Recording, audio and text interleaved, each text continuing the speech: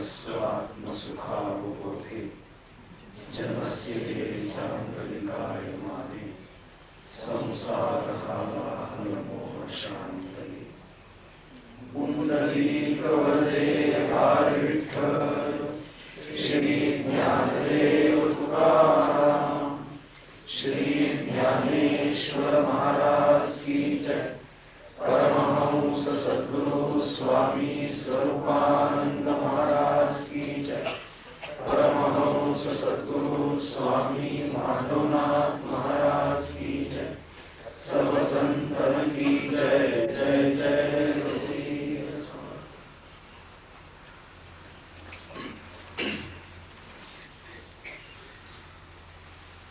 जय जय देव निर्मळ निज जनाखिल मंगळ जन्म जरा जलद जाळ प्रभंजन। जय जय देव प्रबळ विदळिता मंगळ कुळ निगमागम द्रुम फळ फलप्रद। जय जय देव सकल विगत विषय वत्सल कलित काळ कौतूहल कलातीत। जय जय देव निश्चळ चलित चित्त पान तुंदिल जगदून मिलना विरल केली प्रिय। जय जय देव निष्कळ स्फुरद मंदानंद बहळ नित्य निरस्ताखिल मळ मूळभूत। जय जय देव स्वप्रभ जगदंबुद गर्भ नभ भुवनोद्भवारंभ स्तंभ भवद्वंस। जय जय देव विशुद्ध विदुदयोद्यान द्विरद शमदम मदन मदभेद दयार्णव। जय जय दैवैक रूप अतिकृत कंदर्प सर्पदर्प भक्त भाव भुवन दीप तापापह। ही ओवी आपली चाललेली आहे। खरं म्हणजे या ज्या सगळ्या ओव्या आहेत या ओव्या प्रत्येक प्रवचनाच्या वेळेला काय ज्या 5-7 झालेल्या आहेत त्या वाचण्याचा मलाच मोह होता। मी आपल्या सगळ्या ओव्या एकदा वाचतो।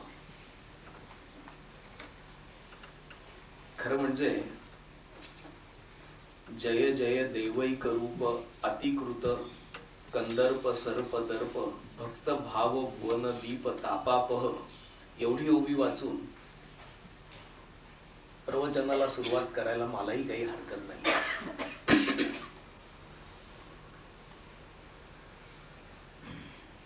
पण आपण आधी काय ऐकलेलं आहे, कोणत्या कोणत्या गोष्टी आपण पार केलेल्या आहेत ऐकून हे आपल्या लक्षात तरी निदान यावं म्हणून मी ते आपलं सगळं वाचतो आणि माझ्या दृष्टीने सांगून।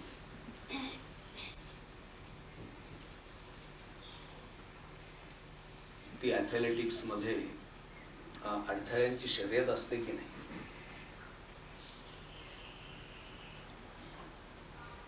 आपण किती दूर गेलोय, किती अडथळे पार करून आपण पुढे गेलोय हे एकदा पाहायचं आणि मग पुढची ओवी सुरू करायची।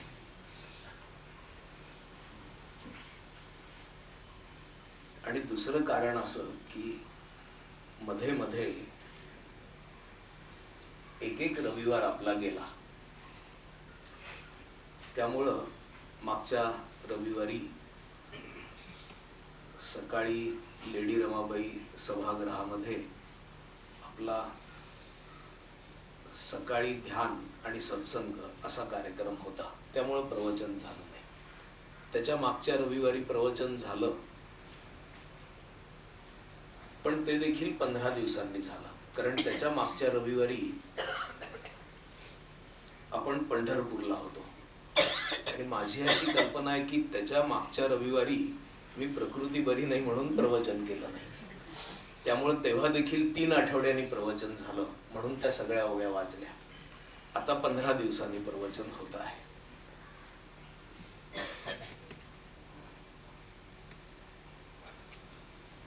पंढरपूरला देखील या विषयावरच प्रवचन करायचं असं मी प्रथम ठरवलेलं होतं, म्हणजे आपला खंड व्हायला नको, अनध्याय व्हायला नको, रविवारी प्रवचन नाहीतरी होतच, ते संध्याकाळी होतं. तर ते पण एकूण तिथली सगळी परिस्थिती पाहून आणि आपल्या इथे येणारी मंडळी 400, तर शिबिराला येणारी मंडळी 700 आलेली. त्यामुळे मग त्यांना हे सगळं अतिकृत कंदर्प सर्प हे नको ऐकवायला, म्हणून मी वेगळा श्लोक घेतला. आपली पंढरपूरची आनंद यात्रा अतिशय आनंदात, अतिशय प्रेमाने, सर्वांच्याच आशीर्वादाने, पण पांडुरंगाच्या, सद्गुरूंच्या अशी फार सुंदर अशी पार पडली.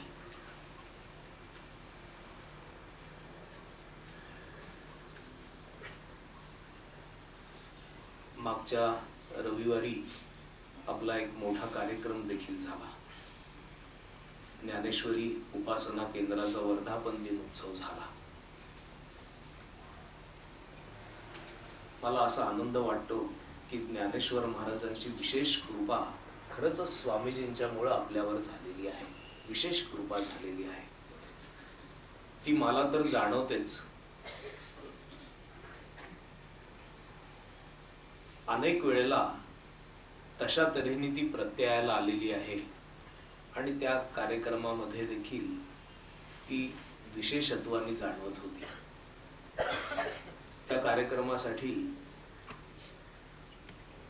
जायच्या आदल्या दिवशी मी मातोश्री सरलाताईंना असं म्हटलं की माझ्याकरता म्हणून तुम्ही स्वामीजींना प्रार्थना करा. मी प्रार्थना करतो पण तुम्ही प्रार्थना करा. माझी अशी श्रद्धा आहे की ती स्वामीजींच्या पर्यंत चांगली पोचेल आणि तुमचे आणि स्वामीजींचे आशीर्वाद या कार्यक्रमासाठी मला तुम्ही द्या.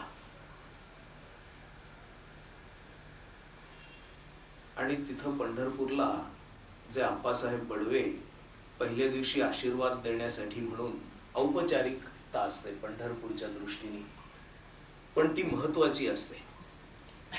त्याच्याकडे केवळ औपचारिकता म्हणून आपण पाहत नाही, ती त्या गावाची प्रथा म्हणून एका तऱ्हेने औपचारिकता असं म्हणायचं. पण पांडुरंगाचा आशीर्वाद देण्यासाठी म्हणून आलेले होते.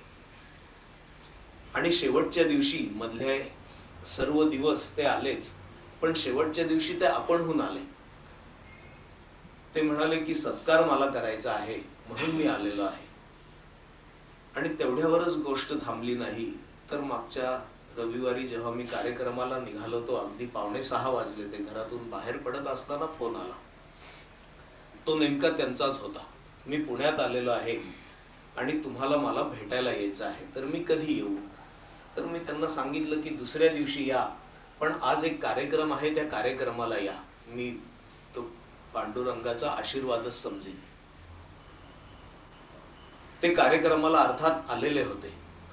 आणि त्याच्यानंतर ते दुसऱ्या दिवशी जेव्हा घरी आले तेव्हा ते मला असं म्हणाले की मी पांडुरंगाचा तर आशीर्वाद घेऊन आलेलो होतोच तुमच्या भावाप्रमाणे, पण माझ्या भावाप्रमाणे मला यायलाच लागलं म्हणून मी आलो. मी म्हटलं म्हणजे काय झालं, तुम्ही असं का म्हणता? ते म्हणाले एक म्हणजे आम्ही पंढरपूरला धुंडा महाराज, चैतन्य महाराज, भानुदास महाराज, मामासाहेब दांडेकर, अनंतराव आठवले यांची प्रवचनं ऐकलेली आहेत. अनेक लोक येऊन प्रवचनं करतात, पण तुमचं जे प्रवचन होतं, तुमचं जे बोलणं होतं ते मला त्या दर्जाचं वाटलं, म्हणून मी रोज येत राहिलो. आणि पुण्यात आल्यानंतर तुम्हाला भेटायचं असं मी ठरवलेलं होतं. पण त्याच्यापेक्षाही महत्वाचं कारण झालं. मी म्हटलं काय कारण झालं? तर ते असं म्हणाले की त्या रविवारी ते आळंदीला गेलेले होते. पुण्यात आले तसे दर्शनाला आळंदीला गेले होते. आणि समाधीवर डोकं ठेवल्यानंतर जेव्हा त्यांनी डोकं उचललं तेव्हा समाधीच्या तिथं वर ते म्हणाले की मला तुम्ही दिसलात, मकरंदनाथ दिसला. मला भास होतोय की काय असं वाटून मी पुन्हा डोकं ठेवून पुन्हा उचललं तर मला पुन्हा तसंच दृश्य दिसलं. म्हणून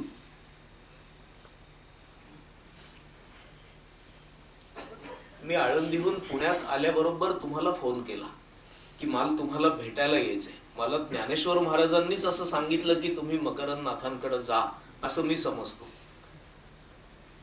आणि ते त्या दिवशी कार्यक्रमालाही आले. ज्ञानेश्वरी निरूपणाचा वर्धापन दिन उत्सव होता. तशा तऱ्हेने पांडुरंगाचे आणि ज्ञानेश्वर महाराजांचे असे उभयतांचे आशीर्वाद त्या दिवशी मिळाले असं मला वाटलं. ते म्हणाले की मला कार्यक्रमामध्ये हे बोलायला जर मिळालं असतं तर सांगायचं होतं, पण तुमच्या इथली जी शिस्त वगैरे आहे, कार्यक्रम चाललेला होता, त्यामुळे तुमच्यापर्यंत मला बोलायचंय हे पोचवायचं कसं हेच मला लक्षात येईना, म्हणून मी बोललो नाही. मला सांगायचंय असं की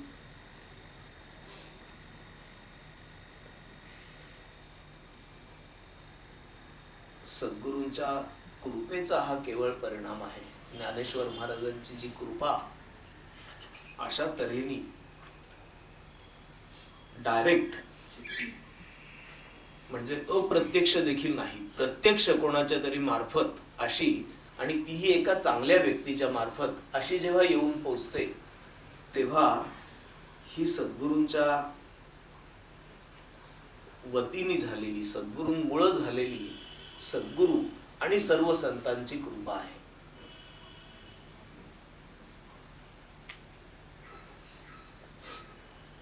जय जय देवैक रूप, एक रूपानीच सर्वत्र भरून राहिलेले असे सद्गुरू, आपण आपला जय जयकार असो.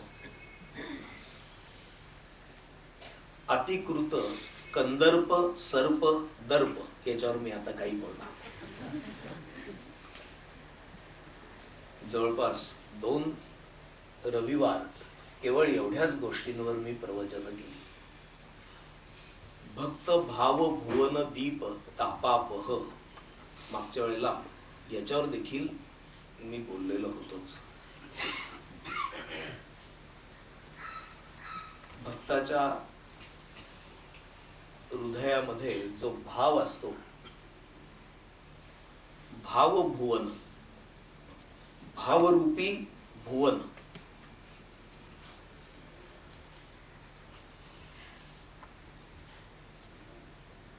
भाव हा भुवनासारखा असतो, एखाद्या मंदिरासारखा असतो.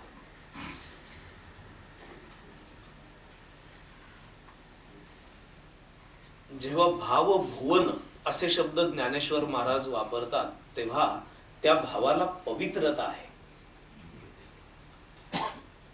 तो उगीच असणारा भाव नाही, तर तो पवित्रतेचा भाव आहे. हे जे भाव भुवन, भावरूपी भुवन, भावरूपी मंदिर,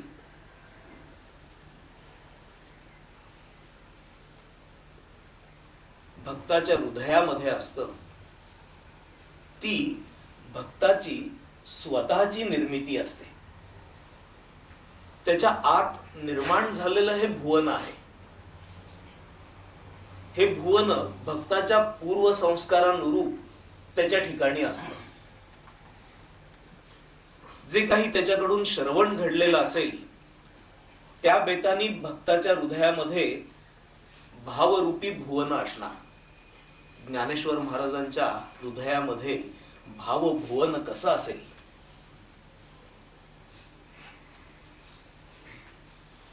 समर्थांच्या हृदयामध्ये भावभुवन कसं असेल?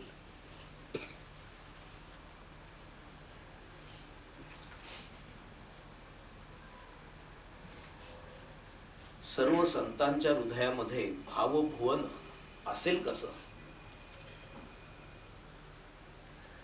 संत कान्होपात्रांची गोष्ट मला माहिती नव्हती, मला नुकतीच समजली की त्या हीन ज्ञातीच्या अशा कुकर्मामध्ये असणाऱ्या एका आईच्या त्या मुलगी होत्या. पण ते कुकर्म देखील पिढ्यानपिढ्या त्यांच्याकडे चालत आलेलं होतं. अशा कुळामध्ये जन्म झालेली ही कान्होपात्रा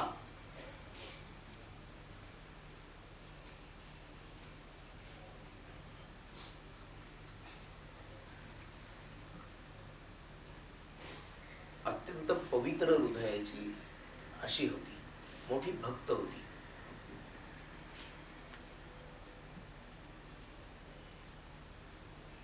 ती जशी मोठी झाली, तरुण झाली, तशी ती अत्यंत सुंदर दिसू लागली. म्हणजे इतकी सुंदर दिसू लागली की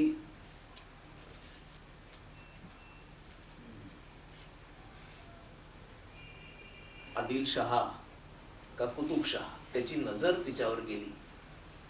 त्यांनी असं सांगितलं की ती जी मुलगी आहे ती मुलगी आपल्याकरता घेऊन या, असं सैनिकांना सांगितलं. आणि सैनिक तिला नेण्यासाठी म्हणून आले. तेव्हा ती पंढरपुरात होती.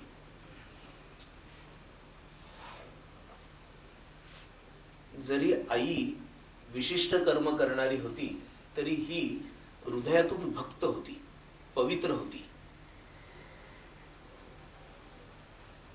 हिची कर्म केवळ भक्तीची होती. आईच्या कर्मांमध्ये ती मुळीच नव्हती. जेव्हा सैनिक तिला न्यायला आले तेव्हा पर्याय नव्हता तिला जाण्याखेरीज. तिला आता कोणी रोखू शकत नव्हतं. तेव्हा ती त्या सैनिकांना असं म्हटली,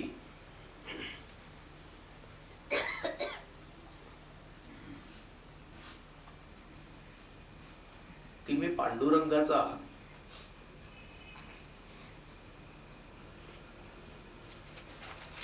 निरोप घेऊन येते, तोपर्यंत थांबा. आणि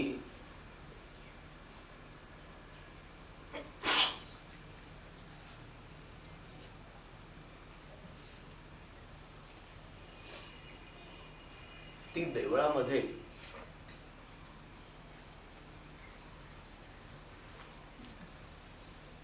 पांडुरंगाच्या दर्शनासाठी म्हणून गेली. आणि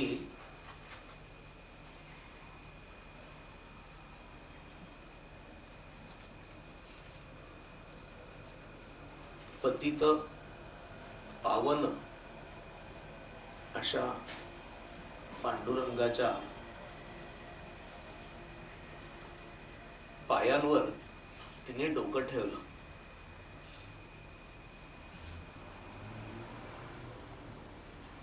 आणि इतका वेळ तिने डोकं ठेवलं की ती पुन्हा उठलीच नाही.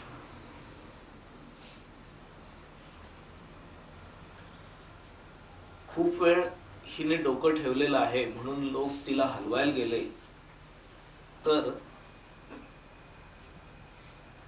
तिचे प्राण पांडुरंग स्वरूपामध्ये विलीन झालेले होते.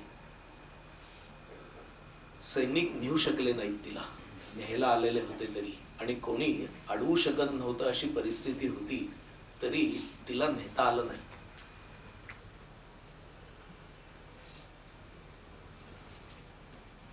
तिचं जे भावभुवन आहे ते भावभुवन कसं असेल? उगीच शब्द लिहिलेले नाहीयेत. भक्त भावभुवन. प्रत्येक साधकाच्या भावाचं एक भुवन असतंच.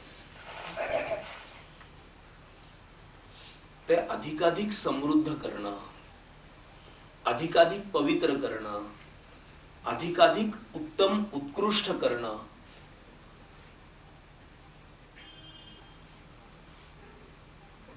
ही भक्ताची जबाबदारी आहे. त्याकरता भक्तांनी जगावं.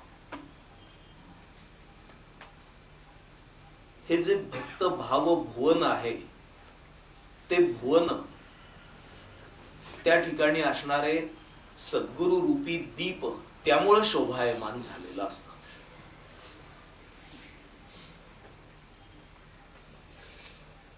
कूप जळाविण, धेनु दुधाविण, मंदिर दीप विना, जैसा पंडित वेद श्रुती बिन, जीव तसा हरी नाम विना. मंदिर जर दिव्याशिवाय असेल तर ते मंदिर शोभायमान होऊ शकत नाही.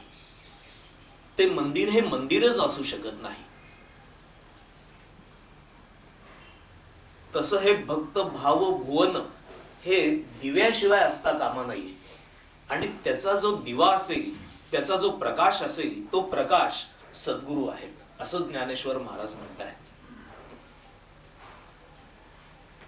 जय जय देवैक रूप अतिकृत कंदर्प सर्प दर्प भक्त भाव भुवन दीप. अशा रीतीने भक्ताच्या हृदयामधले भाव भुवनाचे दीप होऊन राहिलेले असे सद्गुरू आपला जय जयकार असो, असं ज्ञानेश्वर महाराज म्हणताय. तापापह, जो संसार ताप आहे त्या संसार तापाचा नाश करणारे.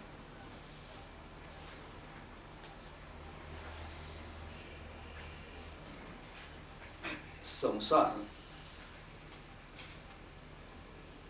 याचा अर्थ जन्म मरण रूप जे चक्र चालू आहे तो संसार. पुनरपि जननम पुनरपि मरणम पुनरपि जननी जठरे शयनम इह संसारे.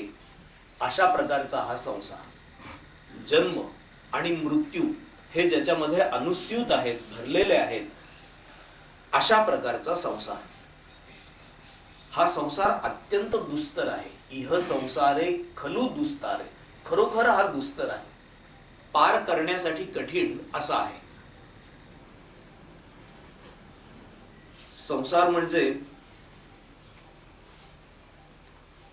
प्रपंच नव्हे. लग्न केल्यानंतर मग सुरू होतो तो प्रपंच, आणि जन्माला आल्यापासून जो सुरू होतो तो संसार.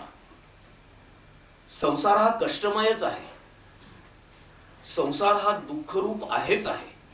त्याच्यात काही एक सुख आहे, पण दुःख देखील आहे. आणि या संसारामध्ये संसाराचा एक ताप देखील आहे. अगदी जन्माला आल्यापासून हा ताप सुरू होतो. जन्म देखील किती तापमय आहे. आईला तर आहेच आहे, पण ज्याचा जन्म होतो त्याला देखील अत्यंत तापकारक अशी गोष्ट आहे. आणि तिथपासून हा ताप सुरू होतो. शास्त्रामध्ये हे जे ताप आहे त्या तापाचं तापत्रय म्हणून वर्णन केलेलं आहे. हे ताप 3 प्रकारचे सांगितलेले आहेत. आध्यात्मिक ताप, अधिभौतिक ताप आणि अधिदैविक ताप असं त्याचं स्वरूप सांगितलेलं आहे. आध्यात्मिक ताप ज्याला म्हटलेला आहे त्याचा आणि अध्यात्माचा, म्हणजे ज्याला अध्यात्म रूढ अर्थाने म्हणतात, त्याचा अर्थार्थी काही संबंध नाही. आपण अध्यात्म हा परमात्म्याकडे जाण्याची, प्रभूकडे जाण्याची कला असणार शास्त्र म्हणून अध्यात्माकडे पाहतो. पण जेव्हा आध्यात्मिक ताप असा शब्द शास्त्र वापरतात तेव्हा देह, इंद्रिय आणि प्राण यांच्या योगाने होणारा ताप म्हणजे आध्यात्मिक ताप असं त्याचं वर्णन केलेलं आहे. देहाच्या योगाने देखील काही ताप होतो. म्हणजे देह जसा आहे तोच तापाला कारण होतो. सर्वांचे देह सारखे नसतात. वेगळ्या वेगळ्या प्रकारचे देह असतात. जसं समर्थ म्हणतात की अतिकृश देह.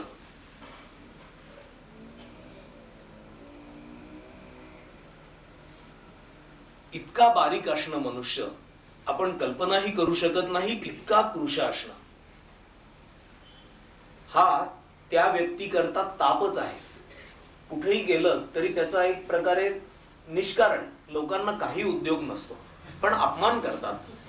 जर 4 लोकांना बरोबर दिलेलं असेल खाण्यासाठी म्हणून, तर या व्यक्तीला सांगतात की तुम्ही जरा खा, तुम्हाला आवश्यक आहे. म्हणजे कोणी त्यांना सांगितलेलं नाही असं म्हणण्यासाठी, पण टोचून बोलतात लोक, अशा करता की ती व्यक्ती अत्यंत कृश आहे. अशा प्रकारे बोलण्याची सवय तर फारच वाईट. पण हा साधकाचा सदाचार झाला, अशा प्रकारे व्यंग बोलावं का. पण त्या व्यक्तीला मात्र जगात सदैव तापच होत राहतो. तसंच अतिशय स्थूल असं शरीर हे देखील तापाला कारण होतं. कुठेही गेलं तरी त्याचा उल्लेख होतो, त्याचं हसू होतं.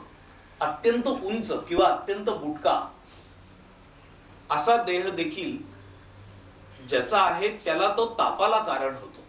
ती अष्टावक्र महागीता आहे. अष्टावक्र जनक राजांकडे आले पंडितांच्या महासभेमध्ये.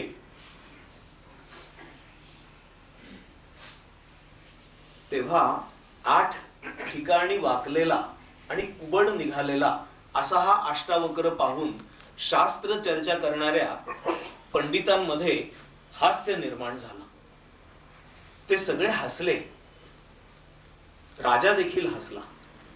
त्या सगळ्यांचं हसणं थांबल्यानंतर अष्टावक्र पोट धरून खो खो खो खो हसला. तो हसताना पाहून देखील एक विनोद निर्माण झाला. ती एक वेगळीच गोष्ट आहे. सर्व हसण्याचं थांबल्यानंतर जनकांनी अष्टावक्राला तो हसण्याचं कारण विचारलं. तेव्हा अष्टावक्र असं म्हणाले की आत्म्याची चर्चा चालू आहे अशा समजुतीने मी आलेलो होतो, पण तुम्ही सगळे देहाची चर्चा करणारे चांभारच दिसतात, म्हणून मला तुमच्याकडे पाहून हसू आलं. पण आध्यात्मिक तापातून अष्टावक्र जात होता हे खरं, कारण त्याचा देह हा हसण्याला कारण होत होता इतरांच्या. तेव्हा त्या व्यक्तीला किती वाईट वाटत असेल. अशा रीतीने त्रिविध तापांमध्ये जो आध्यात्मिक ताप आहे तो देह कसा आहे, त्या देहाचा देखील एक ताप होतो, इंद्रियांचा देखील एक ताप होतो. समर्थांनी तर एक समासच्या समास लिहिलाय आणि जवळपास 81 ओव्या त्याच्यावर लिहिलेल्या आहेत.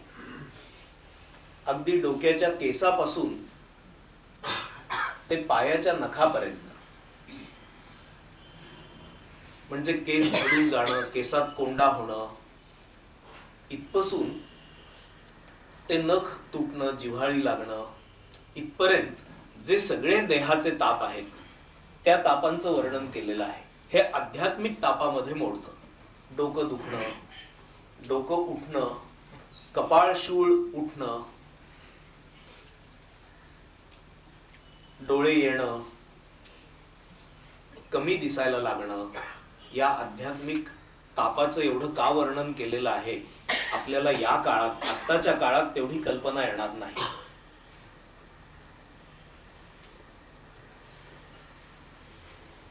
एक डोळे जरी पाहिले तरी देखील आता मी ज्ञानेश्वरी सांगू शकणार नाही तुम्हाला जर चष्मा काढला तर. म्हणजे त्या काळामध्ये, म्हणजे मला एक अगदी बारीक असे कुठेतरी डोळे केले तर दिसतं बरं का, हा 40चा चष्मा आहे असं करून मला वाचता येतं. पण आध्यात्मिक ताप का म्हटलंय, कारण त्या काळी खरोखरच 40 नंतर जर तुम्ही वाचू शकत नसाल, आणि काही काही मंडळींना 10व्या वर्षी 12व्या वर्षी जर चष्मा लागत असेल तर त्याचं जीवन किती दुर्दैवात जातं. शास्त्रामुळं, सायन्सच्या प्रगतीमुळं आपल्याला याच्याकडं हा ताप आहे असं नीट कळत नाही. पण तुम्ही कल्पना करा की तुम्ही वाचू शकत नाही आहात,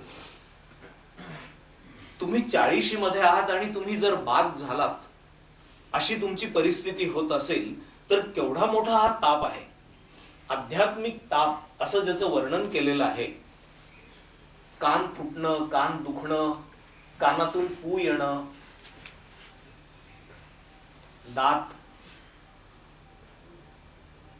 मी एक असं व्यंगचित्र पाहिलेलं होतं की दातांचे डॉक्टर, ती त्यांची ती खुर्ची, तेच पाय असे दाबून वर वर करतात, तेव्हा आपल्यालाही पोटात असं धस्स होतं काय करणार आहे. ते डॉक्टर त्या पेशंट कडे पाहून असं एक विकट हास्य करताना दाखवलेलं आहे. आणि त्या पेशंटला असं विचारतायत की दाताच्या डॉक्टरवर व्यंगचित्र रेखाटणारे तुम्हीच का?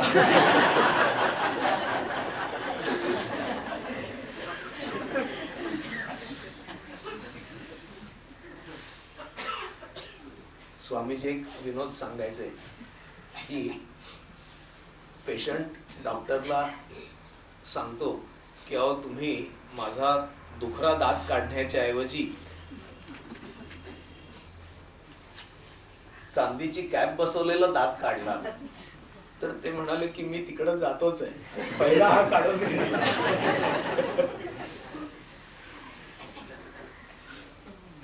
इथपासून ते सगळे ताप, दात दुखणे, दात पडणे, दात येणे, तोंड येणे, मानेच्या इथं काहीतरी असा फुगा येणे, थायरॉइड्स, खांदे दुखणे, हात दुखणे, सगळं काय त्याचं वर्णनच करता येऊ शकत नाही. इतके शरीराचे सगळे विकार, पोट दुखणे, या सगळ्या गोष्टी आध्यात्मिक तापामध्ये येतात. सांधे दुखणे,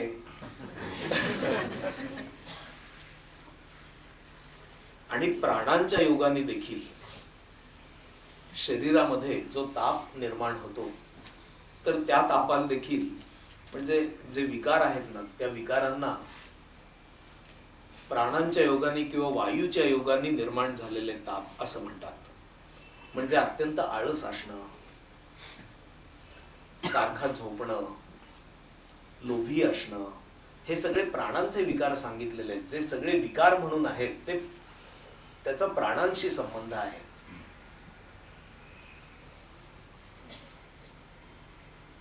सद्गुरूंना तापापह असं म्हटलेलं आहे. संसार तापाचा नाश करणारे. अधिभौतिक ताप म्हणून ज्याचं वर्णन केलेलं आहे, तर ते पंचमहाभूतांपासून होणारे ताप, ते अधिभौतिक ताप. आता थंडी पडेल, 10 टेम्परेचर आहे, ते 7 वर गेलं, 6 वर गेलं, 5 वर गेलं, 4 वर गेलं, तर पुणेकर गारठले नव्हे तर आता पुणेकरांचं काय होणार, अशी चर्चा पेपर मध्ये सुरू होते. 8 दिवस झाले टेम्परेचर 6च्या वर जात नाहीये. हा अधिभौतिक ताप आहे. तसंच उन्हाळ्यामध्ये 40-42 जर टेम्परेचर असं जायला लागलं, पावसाळ्यामध्ये अवर्षण पडणं किंवा अतिवृष्टी होणं, हा अधिभौतिक ताप आहे. तसंच पंचमहाभूतांपासून होणारा ताप म्हणजे या दरम्यान होणारे आजार, थंडीमुळे होणारे आजार, उन्हाळ्यामुळे होणारे आजार, पावसाळ्यामुळे होणारे आजार, हे अधिभौतिक तापामध्ये येतात. तसंच अधिभौतिक म्हणजे आपल्या भोवती जे विश्व आहे त्या विश्वाकडून होणारा ताप, मुलं चांगली न निघणं, त्यांच्यापासून होणारा ताप. तुम्ही कल्पना करा, एखाद्या घरामध्ये मुलगा दारू पिऊन येतो आणि वडिलांना शिव्या देतो. या तापाची आपण कल्पना करू शकत नाही, पण अशा प्रकारचा ताप असू शकतो. पत्नीपासून होणारा ताप अथवा पतीपासून होणारा ताप कल्पना येणार नाही. पण सुशिक्षित माणसं देखील घरांमध्ये देखील बायकोला मारतात. जर थोडी सहनशक्ती ताणली गेली तर तिला मारतात. हे दुःख आहे, फार मोठं दुःख आहे. समर्थांनी वर्णन केले की राजदंड, राजाने बोलून घेणं आणि कुठल्या तरी कृत्याबद्दल शिक्षा करणं, हा अधिभौतिक ताप आहे. त्याच्यापासून आणि सुटका नाही, कोणीच वाचू शकत नाही. जर राजा शिक्षा द्यायला निघाला असेल तर त्याच्यापासून कोणीही वाचू शकत नाही. अधिभौतिक तापामध्ये जसे अशा प्रकारचे, तसं या भौतिक विश्वामध्ये म्हणजे पृथ्वी आहे, तसा राहू केतू देखील आहे, शनी आहे. त्या शनीची 7.5 हा अधिभौतिक ताप समजला जातो. राहू वक्री, केतू वक्री, काय माल ते नीट कळत नाही बरं का, पण विलासला कळत.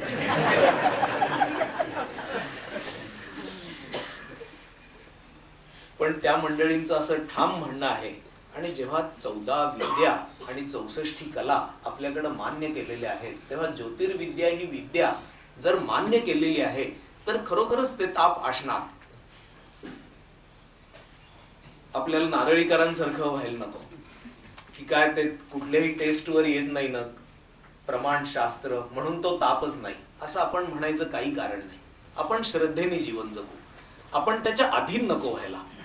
तरी देखील हा एक ताप असू शकेल.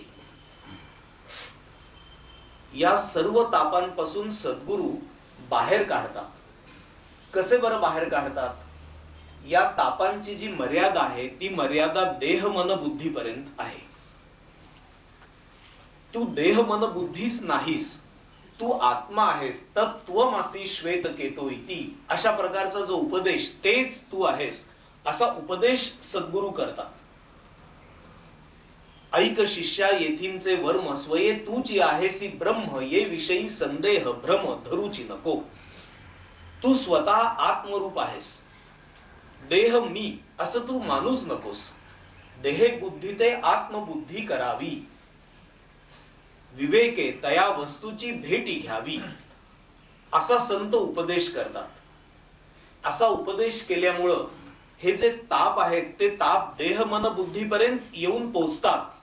पण रोज साधना करत असल्यामुळं, रोज अनुसंधान ठेवत असल्यामुळं देह मन बुद्धीपासून मी वेगळा आहे हे ताप देहाचे आहेत, देह मन बुद्धीचे आहेत, आणि मी त्याच्यापेक्षा वेगळा आनंदरूप सच्चिदानंद आत्मा, अशा प्रकारचा निश्चय साधक करू लागतो. आणि मग हे ताप कमी व्हायला लागतात, कमी भासायला लागतात, प्रत्यक्ष होत असताना देखील कमी. उन्हाळा आहे, सर्वांसारखंच यालाही उकडतं आहे, पण आता तो सहन करतो आहे. म्हणजे जी दुःख आहेत तर ती दुःख, त्यापासून होणारे जे कष्ट आहेत ते कष्ट सहज, म्हणजे कष्ट आहेत या भावनेशिवाय सहन करण्याची अशी शक्ती सद्गुरूंच्या उपदेशामुळे मिळते. त्याला उकडणार नाही असं नाही, पण तो प्रयोग करेल. तो म्हणेल पंखा नको लावायला, हा ताप आहे, पण तरी देखील मी ध्यानाला बसेन आणि विसरून जाईन की उकडत आहे, अशी देहाची पातळी गाठेल. याचा अर्थ तो कधीच पंखा लावणार नाही असं नाही. म्हणजे त्याचा दुसऱ्या टोकाचे अर्थ कृपा करून तुम्ही घेऊ नका. पण हे जे ताप आहेत, आज विलासच्या अंगावर स्वेटर मी पाहिला, नाहीतर मागच्या वर्षीपर्यंत किंवा त्याच्या मागच्या वर्षी पर्यंत स्वेटर वगैरे न घालता तो येत होता. का बरं असं करत होता? तर आपल्याला किती, माझं त्याचं बोलणं होत असे, आपल्याला किती सहन करता येतं हे तरी पाहू असं म्हणत होता. ही जी ताकद मनाची आहे, शरीर नंतर नंतर जर तुम्हाला साथ देत नसेल तर तुम्ही स्वेटर घालाल देखील. पण हे जे ताप आहेत, अधिभौतिक ताप असेल तर हा अधिभौतिक ताप एका बोधाच्या तीव्र स्मरणामुळं सहन करण्यात आपल्याला किती सहन होत आहेत याच्याकडे असणारा प्रयोग म्हणून तुम्ही त्या गोष्टींना तोंड देणं हे केवळ सद्गुरूंनी दिलेल्या दृष्टीमुळे तुम्हाला मिळत असतं. आणि जर तुम्ही खरोखरच उत्तम ध्यानामध्ये देह भावनेचाही विसर अनुभवाल, मनाचाही विसर अनुभवाल, तर तुम्ही खरोखरच स्थळाला जिंकलत, काळाला जिंकलत, दिशांना जिंकलत, तुम्ही स्थूलाला जिंकलत, तुम्ही परमात्मा स्वरूपच होऊन गेलात. आणि तिथून तुम्ही माघारी आलात. तुम्ही व्युत्थान दशेमध्ये देखील ती आपली स्थिती आठवून जर वर्तन करत असाल तर कितीतरी तापांना तुम्ही सहज तोंड देऊ शकता. मृत्यू आहे, आजारपण आहे, आपलं इतरांचं. काही काही लोकांना आजारपण अजिबात सहन होत नाही. तर साधक प्रयत्न करतो, किती ताप आहे, 2 ताप आहे, असू देत, मी शांत राहील, असं तो म्हणतो. ही जी मनाची शांती तो टिकून ठेवण्याचा प्रयत्न करत असतो, त्याला कारण सद्गुरू असतात. सद्गुरूंनी दिलेली निर्भयता असते. तू देह मन बुद्धी नाहीस, तू जरा प्रयोग कर, थोडा सहन कर, थोडा त्याच्या पलीकडे जाण्याचा प्रयत्न कर, असं सद्गुरू सांगतात. आणि खरोखरच साधक त्याच्या पलीकडे आपण गेलेले आहोत हे अनुभवतो. म्हणून तापापह, त्रिविध तापांचा नाश करणारे, असं जे म्हटलेलं आहे ते त्याकरता म्हटलेलं आहे. आधी दैविक ताप असं ज्याचं वर्णन केलेलं आहे, तर ते 2 प्रकारचे समजले जातात. एक म्हणजे प्रारब्ध वशामध्ये, दैव वशामध्ये आपल्याला सहन करायला लागणाऱ्या गोष्टी या जन्मामध्ये, दैव वशात.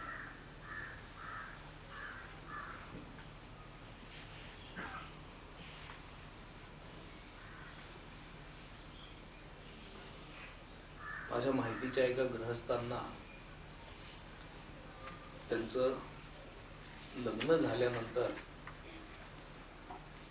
1-2-3 वर्षांनी त्यांच्या पत्नीला वेळ लागला. हा भोग त्यांच्या वाट्याला दैववशात आला असंच म्हणायचं. उत्तम मुलगी, चांगलं शिकलेली, पण तिच्या डोक्यावर काय आणि कसा परिणाम झाला, आता ते त्याच चक्रामध्ये आहेत. त्याच्यातून त्यांची तशी सुटका नाही, पण आनंदाने सगळं करतायत. बायकोचं सगळं करतात, शुश्रूषा करतात. आता मुलं मोठी झालेली आहेत, त्यांचीही लग्न झालेली आहेत. त्यांना त्यांनी सांगितलं की हा माझा भोग आहे, तुम्ही वेगळे राहा. दोन्ही मुलं वेगळी राहतात.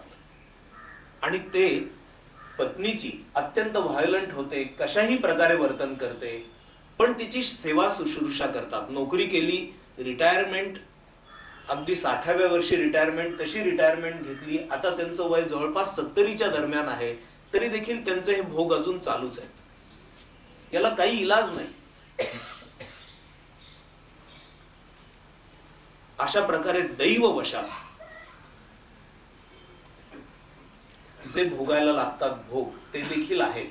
आणि त्याचं वर्णन शास्त्रांनी देह ठेवल्यानंतर मग नंतर होणाऱ्या शिक्षा, यमयातना वगैरे अशा प्रकारच्या, असंही वर्णन केलेलं आहे. या सर्वच कल्पनांच्या पलीकडे सद्गुरू घेऊन जातात. म्हणून त्यांना तापापह असं म्हटलेलं आहे. संसार तापाचा नाश करणाऱ्या अशा सद्गुरू आपण आपला जय जयकार असो. जय जय देवैक रूप अतिकृत कंदर्प सर्प दर्प भक्त भाव भुवन दीप तापापह. जय जय देव अद्वितीय परिणतो परमैक प्रिय निज जन जनजीत भजनीय मायागम्य. पुढची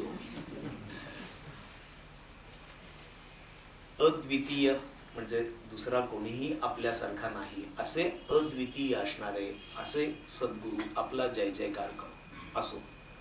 परिणतो परमैक प्रिय.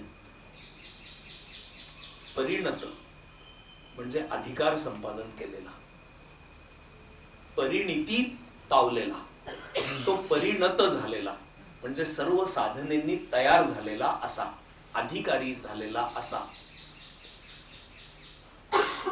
विवेक वैराग्य आदी गुणांनी युक्त होऊन पूर्ण झालेला, परिणत झालेला असा. असा जो साधक आहे त्या साधकावर अत्यंतिक प्रेम करणारे असे परमैक प्रिय.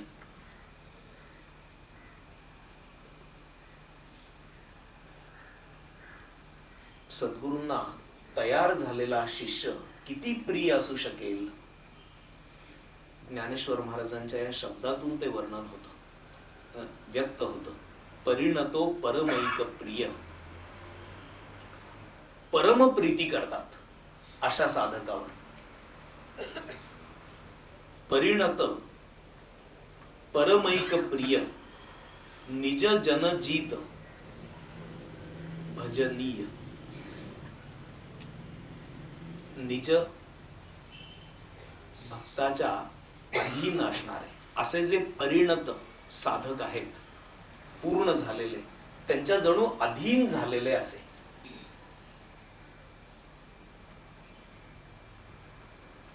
अशा भक्ताच्या अधीन झालेले, अशा भक्तांनीच यांना जिंकून घेतलेलं आहे असे. निज जन जीत, ते जिंकले गेलेले आहेत, पण निजजनांकडून जिंकले गेलेले आहेत. असा जो पूर्ण झालेला शिष्य आहे, त्या पूर्ण झालेल्या शिष्याने ज्यांना जिंकून घेतलेला आहे असे.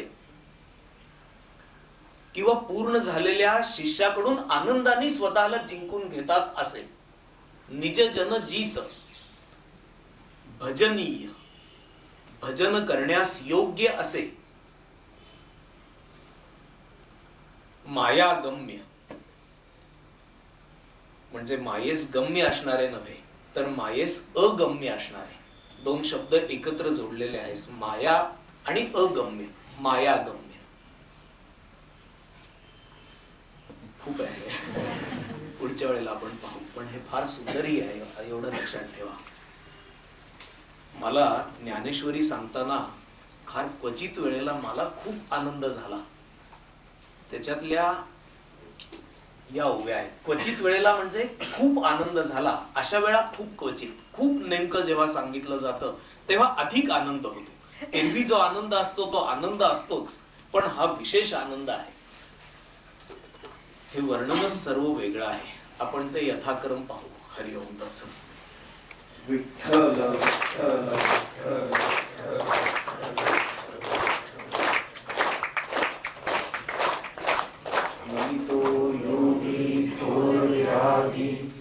तत्वज्ञानी संत तो सत्कविवर परात्पर गुरु ज्ञानदेव भगवंत. भद्रं कर्णेभिः शृणुयाम देवा, भद्रं पश्येमाक्षभिर्यजत्राः,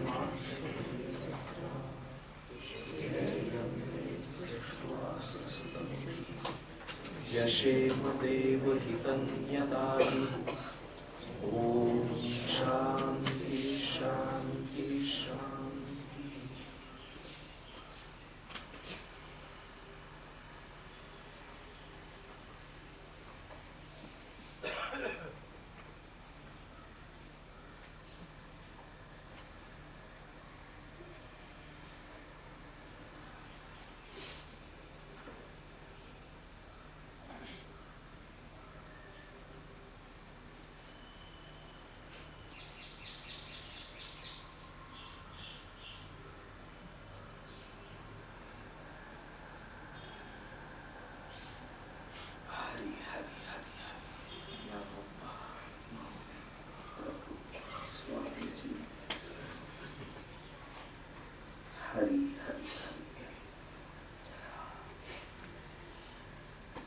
बोला जगद्गुरु श्री ज्ञानेश्वर महाराज की जय. परमहंस सद्गुरु स्वामी स्वरूपानंद महाराज की जय. परमहंस सद्गुरु स्वामी माधवनाथ महाराज की जय. सब संतन की जय.